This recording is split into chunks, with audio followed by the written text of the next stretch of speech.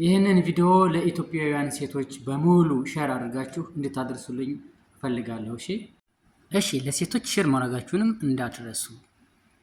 በዚህ አጋጣሚ ማሚ ዩቲዩብን ሰብስክራይብ ያላደረጋችሁ ሰብስክራይብ በማድረግ ቤተሰብ እንድትሆኑ በአክብሮት እንጠይቃለን። እንዲሁም በላይክም እንዳንረሳሳ።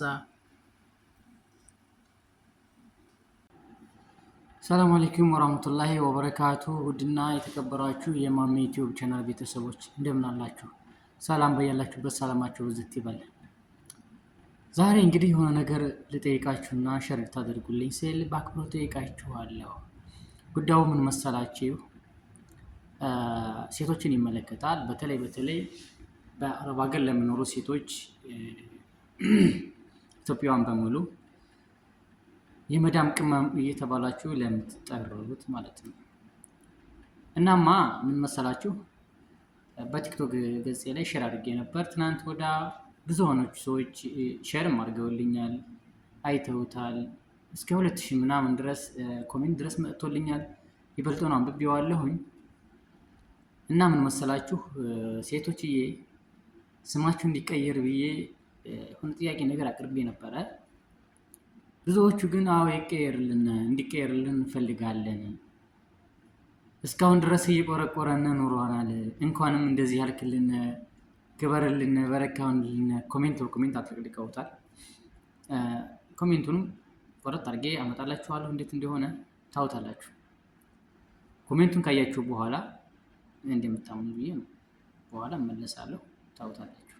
እስኪ ነው ኮሜንት ያው እንግዲህ የምትመለከቱት ፎሎ ያደረጉኝ፣ ከፎሎ መለስ ደግሞ ወጥቼ ይመጣላችኋል። እንዲህ ኮሜንት ከምንም በላይ ነው እና ብዙዎቻቸው ሳያቸው እንግዲህ ኮሜንት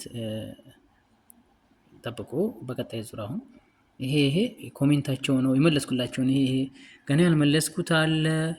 ከምንም በላይ ነው እውነት ከሺህ በላይ እስከ 2000 ባለው ነው ኮሜንታቸው። መልስላችኋለሁ ቤት ተስፋ አደርጋለሁ። ሁሉም ግን የሚለው ይቀየርልን ነው። በቃ ይቀየርልን፣ የህይወት ቅመም እንባል። በጣም ደስ የሚለን የህይወት ቅመም መባል ነው የሚሉት።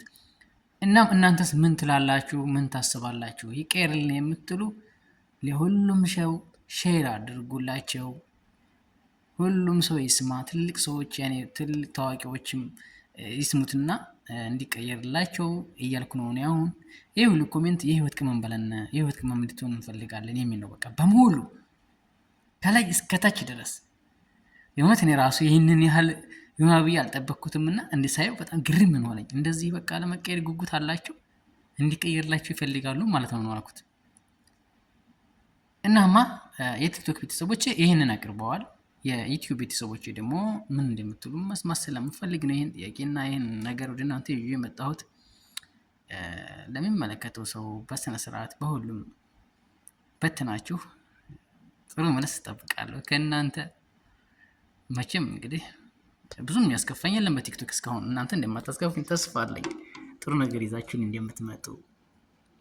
ይህ ሁሉ እንግዲህ ኮሜንታቸው በሙሉ የህይወት ቅመም በልን፣ የህይወት ቅመም ወላሂ ላዚሙት የህይወት ቅመም ነው። በብዙ ገብታችሁ ማየት ትችላላችሁ። የቲክቶክ ስሜ ማሚ ዩቲዩብ ነው የሚለው። ልክ እንደ ዩቲዩብ እንደዚህ ማለት ማች አድርጌ ነው የከፈኩት።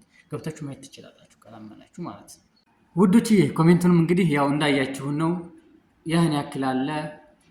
ግን በነገራችን ላይ ብዙዎቹ ሴቶች ወይም ብዙዎቹ እህቶቻችን አማርሯቸዋል። የምር ግን እኔም ሳስበው ብዙ አመት ይህን ሁላ ወራት እኔ እንግዲህ ከወኳ አንስቼ ሁሌ የመዳም ቅመሞች ሸቃሎች ነው የሚባለው። የእውነት ይሄ ነገር ኤክሲቦ በጣም ደስተኛ ነኝ።